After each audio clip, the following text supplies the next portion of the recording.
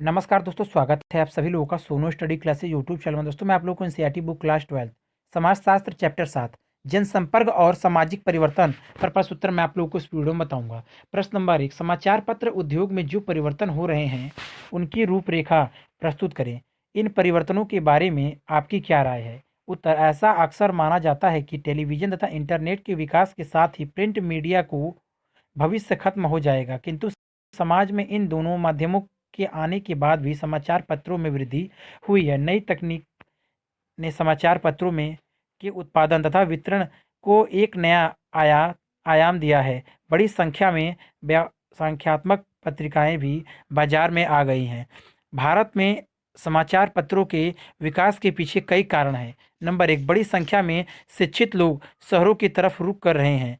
हिंदी दैनिक हिंदुस्तान, जो 2003 में केवल 64,000 पत्रियां ही छापता था, अप्रतिशील रूप से 2005 में 4,25,000 पत्रियां छापने लगा। इसका कारण यह था कि दिल्ली की आबादी 1,47,00,000 में 52% लोग हिंदी भाषी राज्यों उत्तर प्रदेश तथा बिहार से आए हैं। इनमें 47% लोग ग्रामीण पृष्ठभूमि की हैं तथा इनमें 60% लोग 40 वर्ष की उम्र से कम है। नंबर 2, बड़े शहरों की तुलना में छोटे शहरों तथा गांवों में पाठकों की रुचियां अलग हैं। क्षेत्रीय भाषा में समाचार पत्र उनकी इन रुचियों को पूरा करते हैं। भारतीय भाषाओं के प्रमुख पत्र मलयाली, मनोरमा तथा ईनाडू तथा गठन क्षेत्रीय आवश्यकताओं को ध्यान में रखकर ही किया गया था। इसे जिला संस्करणों के साथ प्रकाशित किया जाता था। एक अन्य अग्रणी समाचार पत्र दिन तती ने हमेशा सरल तथा बोलचाल की भाषा का प्रयोग किया।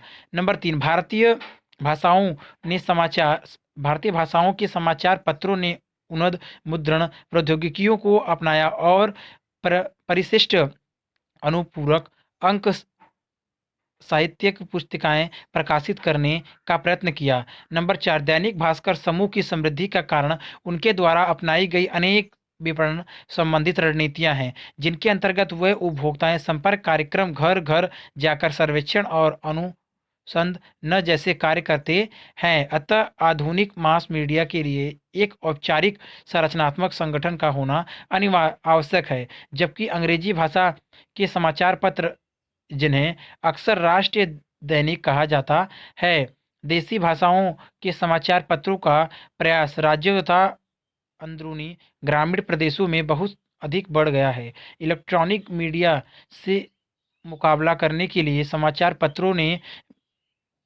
विशेष रूप से अंग्रेजी भाषा के समाचार पत्रों ने एक और जहां अपनी कीमतें घटा दी हैं, वहीं दूसरी ओर एक साथ अनेक केंद्रों से अपने अलग अलग संस्करण निकालने लगे हैं। समाचार पत्र के उत्पादन में परिवर्तन, प्रौद्योगिकी की भूमिका। बहुत से लोगों को यह डर था कि इलेक्ट्रॉनिक मीडिया के उत्थान से प्रिंट मीडिया के प्रभाव में गिरावट आएगी, लेकिन ऐसा नहीं हुआ। किंतु इस प्रक्रिया के कारण अक्सर कीमतें घटनी पड़ी है और परिणाम स्वरूप विज्ञापनों के प्रयोजनों पर निर्भरता बढ़ गई है। इसके कारण यह समाचार पत्रों की विषय वस्तु के विज्ञापनदाताओं की भूमिका बढ़ गई है।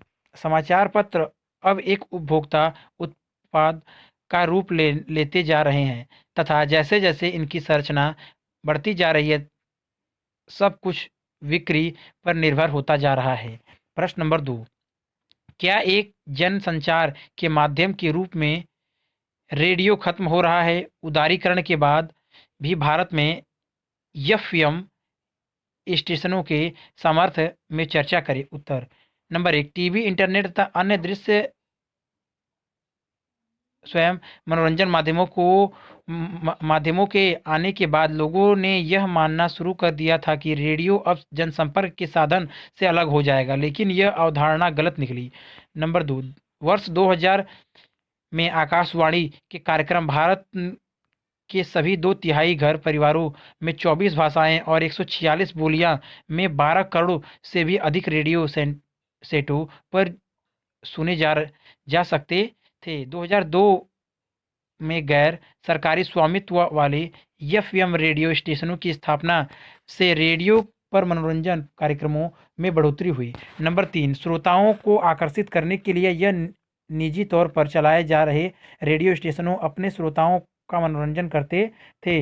नंबर 4, चूंकि गैर सरकारी तौर पर चलाए जाने वाले एफएम चैनलों को राजनीतिक समाचार बुलेटिन प्रसारित करने की अनुमति नहीं है, इसलिए इनमें बहुत से चैनल अपने श्रोताओं को लुभाए रखने के लिए किसी विशेष प्रकार के लोकप्रिय संगीत में अपनी विशेषता रखते हैं।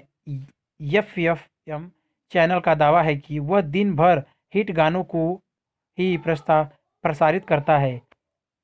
नंबर 5, अधिकांश एफएम चैनल जो कि युवा, शहरी व्यावसायिकों तथा छात्रों के लोकप्रिय हैं, अक्सर मीडिया समूहों के होते हैं, जैसे रेडियो मिर्ची, टाइम्स ऑफ इंडिया समूह का है, रेड ऑफ लिविंग मीडिया तथा अन्य रेडियो सिटी स्टार नेटवर्क के स्वामित्व में हैं। लेकिन नेशनल पब्लिक रेडियो यूएसए अथवा बीबीसी यूके जैसे स्वतंत्र रेडियो स्टेशन जो सार्वजनिक प्रसारण में संलग्न है, हमारे प्रसारण परिदृश्य से बाहर है। नंबर 6, रंग दे बसंती तथा लगे रहो मुन्ना भाई जैसी फिल्मों में रेडियो का प्रयोग किया गया है। नंबर 7, एफएम चैनलों का प्रयोग भी संभावनाएं अत्यधिक है। रेडियो स्टेशनों के और अधिक निजीकरण तथा समुदाय के स्वामित्व वाले रेडियो स्टेशनों के उदय के परिणाम स्वरूप रेडियो स्टेशनों का और अधिक विकास होगा। स्थानीय समाचारों को सुनने की मांग बढ़ रही है। भारत में एफएम चैनलों को सुनने वाले घरों की संख्या में स्थायी रेडियो द्वारा नेटवर्क के स्थान को लेने की विश्वव्यापी प्रवृत्ति को बल दिया है। प्रश्न नंबर 3, टेलीविजन के माध्यम जो परिवर्तन होते रहे हैं उनकी रूपरेखा प्रस्तुत करें, चर्चा करें। उत्तर, प्रायोगिक तौर पर भारत में टेलीविजन कार्यक्रमों की शुरुआत ग्रामीण विकास को समृद्ध प्रदान करने हेतु 1959 के प्रारंभ में ही की गई थी। बाद में उग्र निर्देशित टेलीविजन प्रयोग भारत सीधे तौर पर ग्रामीण क्षेत्रों के भारत में 6 राज्यों में अगस्त 1975 से जुलाई 1976 के बीच कार्यक्रम प्रसारित करता था। इस तरह के कार्यक्रम 2400 टीवी सेटों के लिए सीधे 4 घंटे प्रतिदिन कार्यक्रम प्रसारित करते थे। 1951 में भारत में केवल एक ही राज्य नियंत्रित टीवी चैनल दूरदर्शन था। 1998 तक लगभग 70 चैनल हो गए।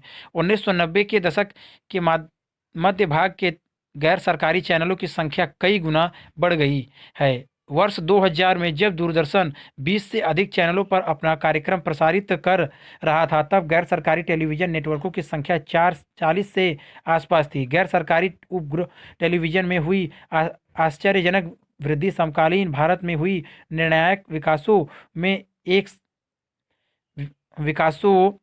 में से एक है। 1991 में खाड़ी युद्ध ने जिसने CNN को लोकप्रिय बनाया, और उसी वर्ष हांगकांग के हवामपुआ हचिनसन समूह द्वारा प्रारंभ किए गए स्टार टीवी ने भारत में गैर सरकारी उपग्रह चैनलों और आगमन का संकेत दे दिया था।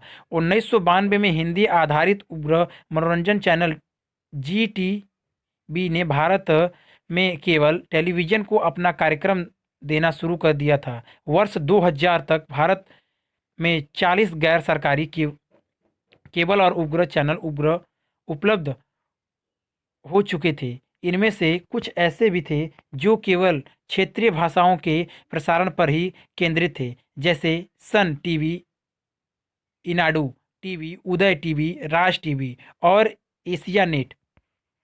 1980 में दशक में जहां दूरदर्शन तेजी से विस्तृत हो रहा था, वहीं केवल टेलीविजन उद्योग भी भारत के बड़े-बड़े शहरों में तेजी से पनप रहा था।